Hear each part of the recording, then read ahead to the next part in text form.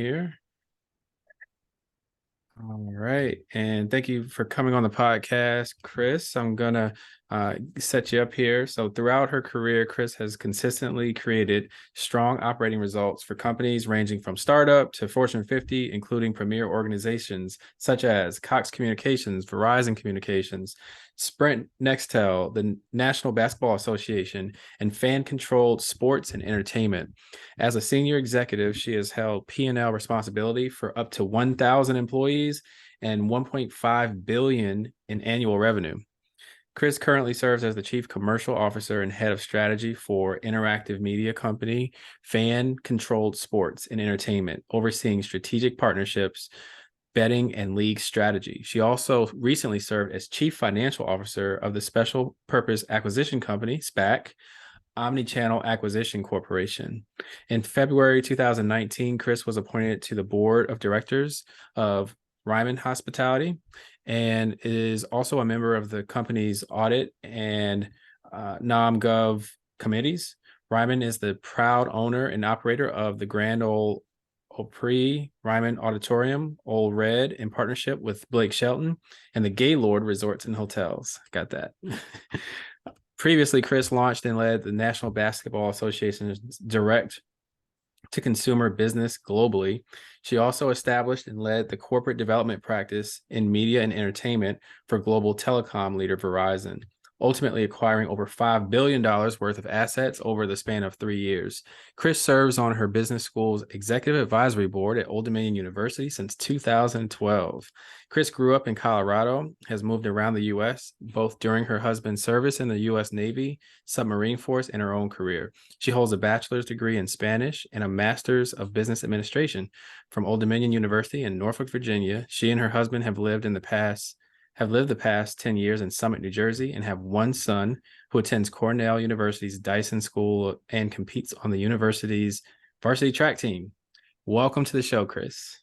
Hey, that was a lot, I tell you. I got a slight NBA sweat going. Hey, I appreciate being on the show. Well, let's start. Let's just start with the current responsibility and role. Like, what are you up to these days, and how are you spending your time? Yeah, so I am currently the Chief Commercial Officer at Fan Controlled Sports and Entertainment. And for the viewers and listeners that don't know what that is, we launched a couple of years ago, and we are a real live sports league with real live athletes, but it's a little bit like a video game.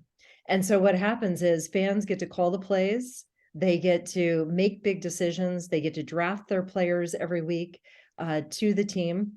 And so we started with American football, was our first league that we established. And we have since announced that in 2023, we are not only going to be doing American football, but we're also going to be doing fan-controlled hoops.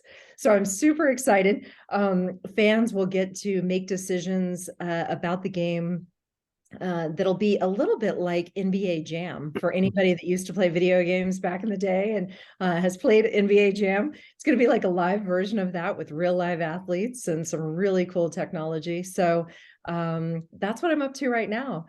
And then, you mentioned I sit on a board for a public company. Also, am involved in advising some early stage startups across tech and media, sports, really just to keep my knowledge sharp and my skills there. And so it all kind of works together somehow in a portfolio of activities.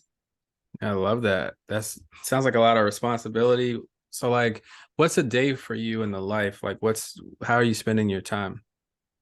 Yeah, so I the majority of my time every day is spent on fan-controlled sports and entertainment, and I'm focused on driving our strategic partnerships from our TV partners to carry our live games through to our brand partners that want to associate their brand with us and our live games in order to market to their fans or consumers. In addition, I help establish our betting partnerships, our sports betting partnerships. And so that's where I really spend my time, is with the team of individuals that I work with to deliver on those results. In addition, I spend, I work for a West Coast based company, though we're completely remote.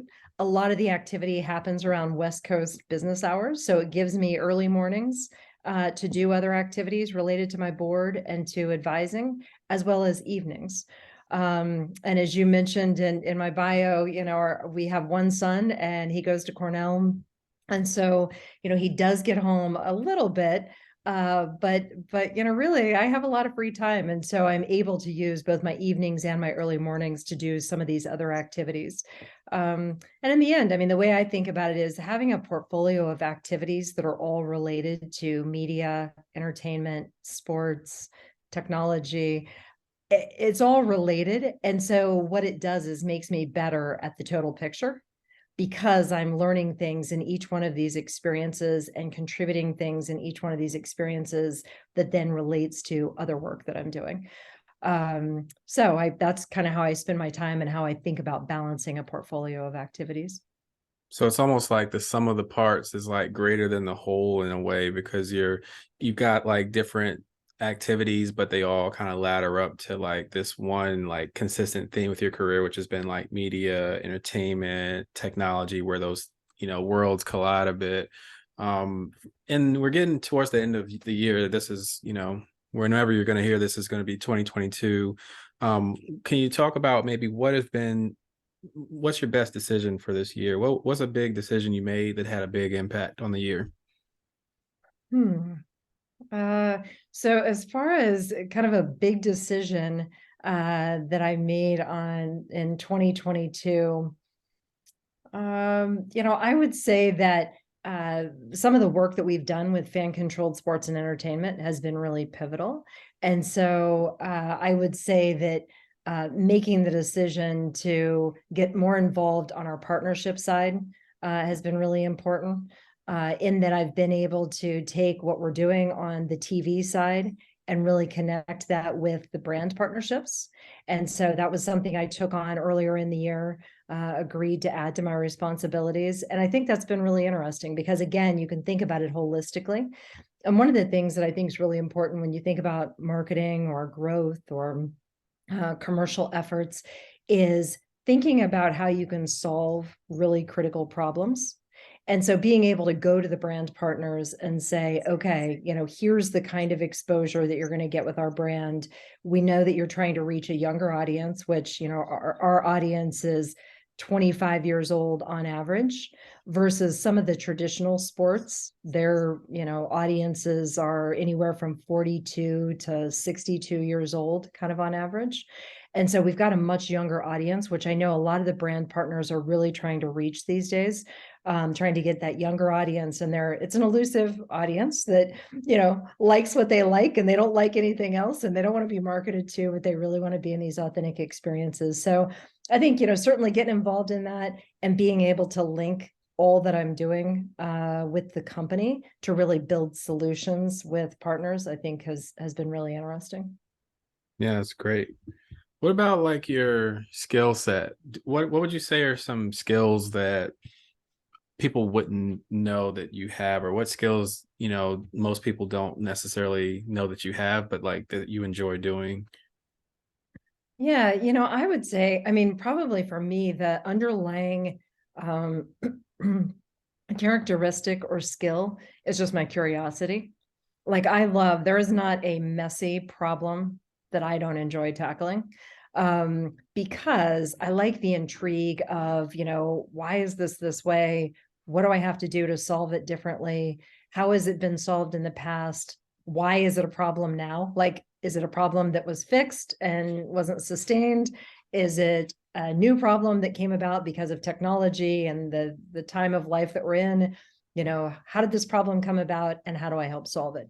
And that's both organizationally. So if it's an internal process, I like thinking about things that way, like, hey, could this be done better? If so, why is it not being done that way? What are some of the holdbacks to doing it differently? And then similarly, when you think about partners, what is it that the partner is trying to achieve, and what should they be trying to achieve that maybe they don't even know that you could help them achieve? And so can you suggest that, and can you ask questions around that? So I really, I come at everything with a curious nature. I was once told by somebody, a friend in business, she said to me, you ask so many questions. And I thought about it and I thought, okay, I guess I do, right? But it's because I'm really curious. Like, I just want to know. And so we were flash forward, we were on a business trip in Africa, actually. And she called me up in a panic and said, we've got to be at a certain place at a certain time. I don't have all the details. I don't know exactly how we're getting there. Do you know? And I said, yeah. And so I told her the answer, like, here's when we got to be there. Here's where we got to meet up. And so then we laughed. I said, I ask a lot of questions. Okay. So I know the answers. Yep. But in all seriousness, that's a very practical, explanation. But in all seriousness, I think it really helps when you can go into something curious and not jump to conclusions immediately or not jump to answers immediately, but first ask enough questions so that you've got some real context. I think you end up with better solutions, better processes, better engagement with your team inside the organization. So that's probably my single favorite skill that I think I have, is just a curiosity. No, that's great. And what about like development of your top skills? How are you getting better at what you do? Where do you go to, sharpen the knife? Yeah. So, I think, and probably differently in more recent years, as I get further and further in my career, one of the things that I think I do differently that I wished I would have done earlier was I accept roles that someone close to me thinks I'm capable of, that I may not believe I'm capable of. And so before I would have said, no, I'm not ready for that. That's not really me. But what I've learned to do, and you mentioned me serving as a CFO on a SPAC. That was a recent one where I would have never imagined myself serving in that role. And it's very different than being a CFO in an operating company, but nonetheless, it's very financially oriented. And I wouldn't envision myself there. I'm financially astute. I can, find my way around the P&L and the financial statements in order to manage a business, but I'm not a CFO. That being said, someone from, that I've known for a number of years called me and said, hey, I really want you to do this for a SPAC that I'm launching. Would you be open to it? And my first instinct was to say, I don't think so. But he said to me, don't say no until I explain to you why I have this in my head that you would be great at this. And so I let him explain, and I thought, that's really interesting. And so I did it despite being really uncomfortable and really out of my wheelhouse, or what I considered my wheelhouse to be. And I ended up being really good at it because I did what I always do, which is, if I'm going to take something on, you're going to get my full commitment and I'm going to be successful. I will use resources. I will ask questions. I will put in the homework, whatever, but I will get there. And so I would just say that the thing that I have started to do to really sharpen my skills is take more risk and get out of my comfort zone, stretch myself into roles that, maybe I wouldn't have seen myself in, but that somebody else does that I trust, and really going for it. And what was the biggest challenge with the SPAC? Like, I know there's headlines I read about it, but from you being in the driver's seat, what was like the biggest challenge when you were working on that? Yeah, I think for me personally, it was learning about the regulation and the processes and the financial kind of structure, because it's a publicly traded entity. You have to, follow different SEC guidance. And so tracking that, making sure you're in compliance, that was probably the most difficult piece, was learning all of that. From being part of a SPAC, I think one of the things that was really interesting was, the market definitely changed in that time frame. And so it made it more difficult to navigate and use that as a successful tool. The platform itself, a SPAC, is a great tool for companies that want to go public, but want to Yeah, can do you it. break down what a SPAC is for the listeners? Absolutely. So it stands for Special Purpose Acquisition Corporation. And so what that means is the SPAC basically goes and raises money through an IPO on the New York Stock Exchange, for example. They launch that company, it becomes a public entity, and its sole purpose is over the next 18 to 24 months of time to go and acquire a company that wants to go public, that's ready. You kind of acquire it, if you will, or combine with it as the SPAC. The SPAC then, in essence, gives its public company status to the company that it's combined with. And then the SPAC itself dissolves, that management structure and governance structure dissolves, and it becomes the new operating entity. And so it's challenging, right, with the economic situation and so much change and volatility and so forth. It's been a challenging couple of years in that space, but certainly a great path in the right economic situation and with the right company, the right timing, that type of thing. So really interesting financial mechanism, but a great learning for me personally to be involved with. And Chris, you and I, we share a great connection point. Not only did we both go to Old Dominion in Norfolk, but we were also on the EAC board. Can you talk a little bit about maybe your work as it relates to board service and how you think about working with so many different personality types? How do you think about different objectives and goals, managing the different expectations, whether it's at your alma mater or if it's, for a public company?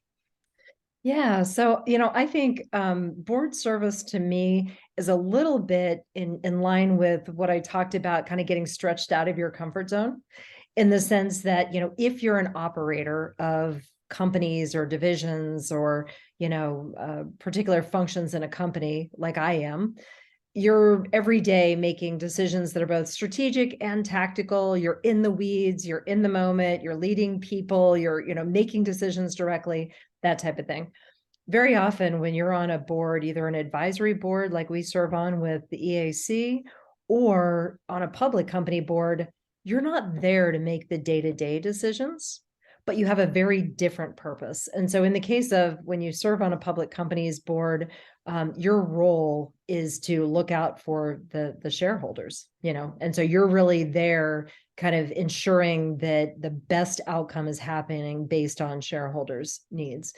In the case of the EAC, similarly, you're thinking about kind of the alumni base, you're thinking about the future students, you're thinking about the university and endowment, and how do you make sure that you represent what's best for the university in that context? And so to me, it's very fulfilling and gratifying in the sense that you get to sit at a strategic level.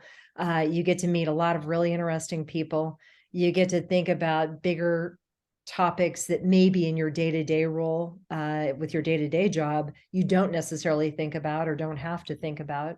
And so it really does let you take everything you've ever learned and worked on in your life and apply it at some point, to thinking about what could be right for this particular entity that you serve on. So, I encourage it because I think it's almost like, if you think about physical fitness, if you always ride your Peloton, there are going to be a lot of muscles you don't develop. And so it's about really kind of developing different muscle sets so that you're well-rounded, from a fitness perspective. And I think it's the same from a career perspective, making sure that you're exercising those different muscles that are needed for board service versus operating roles. Yeah, no, that all sounds, consistent with like the way I see it. I feel like, there's definitely like a comfort zone that we can get in, whether it's in our careers or just like within a line of industry or an industry that we're in. So if you can get out of that and get around like something different, it stretches us and it grows us. What about like partnership? I want to tie it back in a little bit. Our company is focused on the production and manufacturing of bags and accessories, and they're all made from upcycled materials. So we have this, ESG focus, this kind of, we can help companies in a sustainable procurement focus. And so we've done several partnerships, but I'm curious to hear from your end, where you sit at the table, what do you look for in the partnerships when maybe the company is not like a large company, like a big Fortune 500 company, but it's a smaller company, excuse me, and you're looking to do partnerships from your seat at the table? How do you evaluate these types of partnerships, and what type of things do you look for in order to get it as a consensus to get a deal across the table, let's say? Yeah, so I think, in specifically in context with fan-controlled sports and entertainment, probably the single biggest filter that I use for determining who might be a good partner for us is really about who can help create the best experience for the fan. And so, I think really knowing your consumer or your fan and understanding what it is they want. And then we basically ask ourselves, hey, for example, if we're going to bring a sponsor in to our live game, we want more than just to put a logo on the floor or a logo on the running boards on the side of the field. We really want them to integrate and interact with our fans because we're such an interactive sports league. And so it's really important that they almost have that same kind of DNA, or at least have a need or a wish to become more interactive, and they can add something to the fan experience. Because what I don't want is it to be blatantly commercial, and particularly a young audience like we have feeling like, oh, they're advertising at me. Why are they yelling at me, shouting this stuff at me? Instead, I want them to feel like it's really part of the experience, that there are cool benefits that come by having this partner associated. As an example, we have a particular fast food partner, that our quick service restaurant partner, that it does a meal of the game. And so each team has voted, the fans of each team have voted and have identified what the team meal is going to be. And so at some point in each live game of football that we play, there's a delivery moment where those meals get delivered up to the owner's boxes. And so it's a fun way that fans got to decide, like, what is in that bag that's getting delivered to the owners, And so it really just kind of takes our whole like mindset and the experience we're trying to create and then augments it in a way. So I think that's really important when you're thinking about partners, is which of your partners have that similar DNA, and where do you have really similar outcomes that you're trying to drive? Because then getting the results becomes very easy, right? When you both believe in it from the same perspective and you both want to accomplish similar things that are related that you can do in a partnership, then it becomes obvious and it becomes really easy to achieve the results. And to hit on the financial piece a bit, because it seems as if we've seen these cycles, from 2008 and prior to that, and it seems as if we're in another one now, and the market is going in different directions. If not down, it's up, and there's tough times ahead. Let the experts call it. But how do you, where do you go in these pockets of cycles that we have with maybe your skills or in your career, and what have you seen others do, like the business units that you're a part of? How do they behave? Do they double down and buy more stuff in the sense of like more labor, more people, or maybe more equipment because things are more affordable, because everything's half off because the market's down? Or are they being careful during those times and making sure they keep a nice war chest so that when things do rebound, they're in a positive position? Just broad strokes, how do you weather recessions? Yeah, I think, and I think it's something similar that you do in your business naturally, which is, I think, knowing who your audience is, or your customer, or your fan, however you refer to them, knowing who they are and what they want. And two, being really clear about what problem you're trying to solve.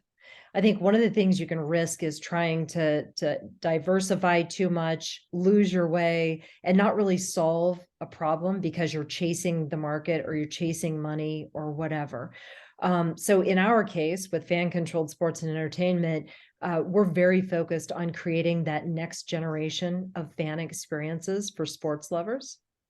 And so there's been, as an example, there's been a lot of talk that, the younger audience or next generation of viewers for sports, they are not watching 2.5 hour, 3 hour full length games.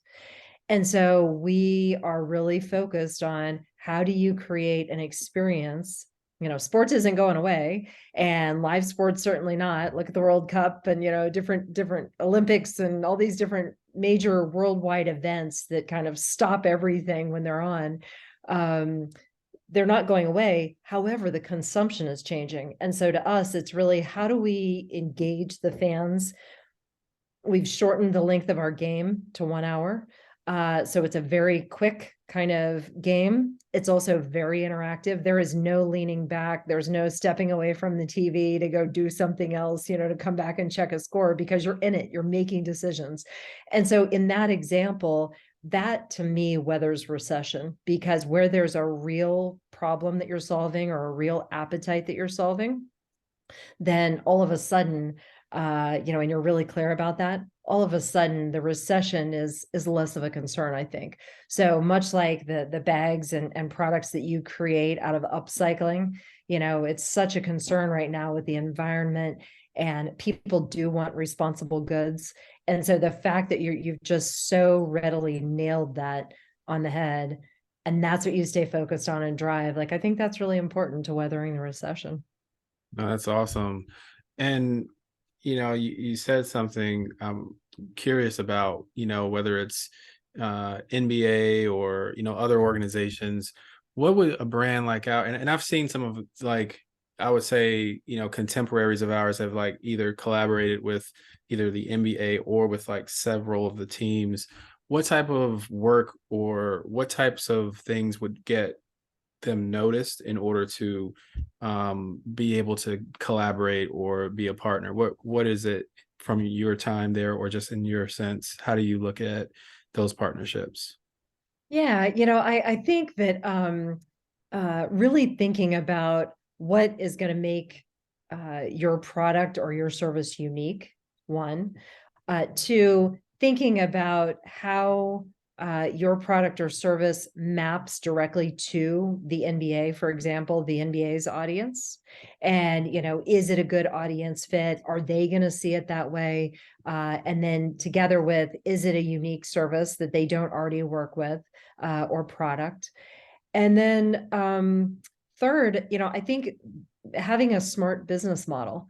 Everybody wants to know that they're doing business with somebody that's sustainable, that they've got a good business model, that they're not here today, gone tomorrow type thing. And so really being able to tell your story, I think that's important, and that storyline, I think, I remember hearing a stat that when you make a presentation, there is like 85% higher retention of the presentation if you tell it in a story format.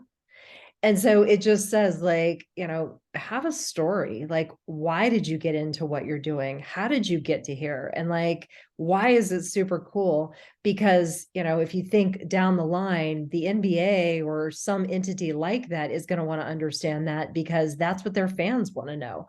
People resonate with athlete stories, with how the league got made, that type of thing. And so if you think of 30 for 30 or, Hard Knocks, whatever, we all kind of gravitate towards those really cool stories that have, both ups and downs, and, but they have staying power and persistence. And, everybody loves a good story that's got the ups and downs and the person comes out a winner. We all love that, right? So I think, making sure you've got a really good story, a sustainable business model, a unique product, and that there's a good fit with the audience is a way to get to some of those major league sports and entities like that. Yeah, that's great. And what about like your like consumption? Are you a reader, or do you read books, if any, that you would recommend, or any ones that have had a good let's say impact on you and how you have shaped your philosophy? I would say so I'm all over the map as far as the reading I do. And I don't necessarily care to do business reading because I feel like every day I do enough reading of materials, presentations, things coming at me and so forth. And so I kind of choose to get those learnings elsewhere. But the one book that I absolutely love, and it's more about my own mindset, is The Four Agreements. And so Don it Miguel Ruiz or something. that exactly. And so for the listeners, it really speaks to the four things you've got to kind of rules that you've got to accept or agree to with yourself. And it's really, I mean, it's very helpful because it helps you in business relationships, personal relationships, helps you in your communication style, that type of thing. So absolutely love that book. And it's kind of like a daily reminders book that you can go back to again and again. You don't have to read it, sequentially. You can read it out of order or whatever, but that's one of my favorite books that I always come back to. That's great. Where do you see yourself in the next 5 years? Do you have any goals or anything you see yourself achieving between now and then that maybe we can track together and we can look forward and, we'll say, gosh, like she said she was going to do it and she did it, something like that? Absolutely. So at some point, I would love to run a company. And so would love to be a CEO at some point. And, really have looked at my career as putting together all the different pieces and components that are needed in order to make that happen. So that's kind of one piece. I also say, and I don't know, I sometimes have second thoughts about it, but I always say that I want to own a bed and breakfast at some point, and have recently said would love like a winery and a lavender field and that type of thing. So we'll see, but that's something probably that's later in life that I think that'd be a lot of fun to do. Just because I love hosting people and creating experiences and really kind of transforming a space or a time for someone. So yeah, so we'll see. Those are a couple of goals that I have out there. Love that. Chris, this has been a great pleasure. I really appreciate your interview. And where can the listeners follow you and keep up with you? Yeah, so LinkedIn is probably a good place to find me. So Chris Pantoya on LinkedIn, and would love to keep in touch as your journey unfolds as well. I certainly love watching what you're doing, and wish you guys big luck over there. Awesome. Thank you so much. All right, take care.